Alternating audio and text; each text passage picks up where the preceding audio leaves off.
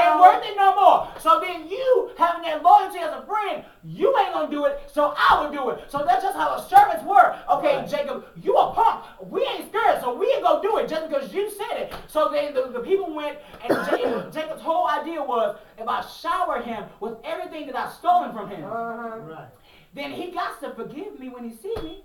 Come on. He got to. I mean, that's just, Daddy raised us up in church. He got to forgive us. Oh he got to forgive me. Right.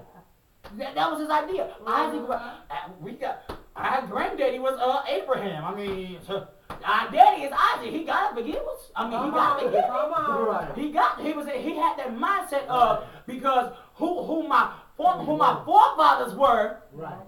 He has to forgive me, just like how we are. If we do something wrong in the church, so and so got away with it. We always say, you know what? If apostles say, you know what, Pastor Woods, you know you should not have said that. You should not have done that. You should have not spoken that word. It was out of season. And the first thing I say, Pastor Robinson said that 2 years ago. Right. Come on. What really, if I would just sit down and, yes ma'am, and I began to go into God, and God would begin to tell me, your word was accurate, but your timing was off. Because in the season that she mentioned the word, it was for that time and for that season. But if you begin to minister out of season, then you hurt the people of God in the process. That's right. So, then we go down to the 21st verse. This is where Rhea McCoy comes in. And it says, so the present went on over before him, but he himself lodged that night in the camp. If you notice, in the verse before that, he said, you all go before me and tell Esau I'll be behind you. But if you notice, Jacob the punk tail stayed back where he was in the camp. He ain't know, y'all go right ahead. Because if you niggas die, y'all don't come back, that means I'm not going. Right. If I don't see any one of y'all come back, that means y'all dead, and I'm going right back to where I was at. I'm not moving until all y'all come back. Right. You know how people on the street, you know what? You go first. Just like when you was little, and people, y'all used to play y'all used to go into like little scary houses. I know I used to go into little scary houses, and I would always send my cousins before me. Right. You go back, you come back, I go back in. That means if you go in and you come back out safe, that means I'm coming back out safe.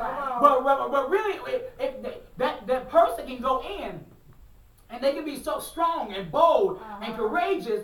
But by me being scary, I go back in by myself. Right. Who's to say what's gonna come back? Right. I mean, it'd be smart for you to go with, but so then he stayed. And then the 22nd verse said, and he arose that night and took his 2 wives, his 2 female servants, and his 11 sons, and he crossed over the ford of Jabbok. He took them, sent them over the brook, and sent over what he had. Then Jacob was left alone. A man wrestled with him until the breaking of day. This is where we get into the unforgiveness. This is where I really want to explain. I'm going to slow down so I can really explain this so y'all can get the concept of what God is trying to say. If you notice, he had to get in a place of loneliness.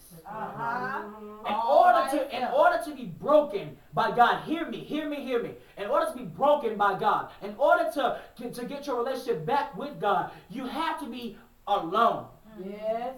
And this is a season in which God is saying that the spiritual warfare season is now over, and now he's taking us to a place of reviving, restoration, remake, remodel. This is the season of that now. Now it's done with I rebuke you, Satan, and all that. Now it's time to deal with self. Now this is the season of self. This is where you begin to deal with your innermost thoughts, your innermost feelings. This is where you begin to deal with your own arts. This is where you begin to deal with that. Because some of you, when I was in consecration, God began to reveal to me how some of you are really at the breaking point of success. But the only thing that's holding you back is the art that you have in your heart against individuals. And sometimes you may have forgotten it, and you just you know what, you're not thinking about it no more.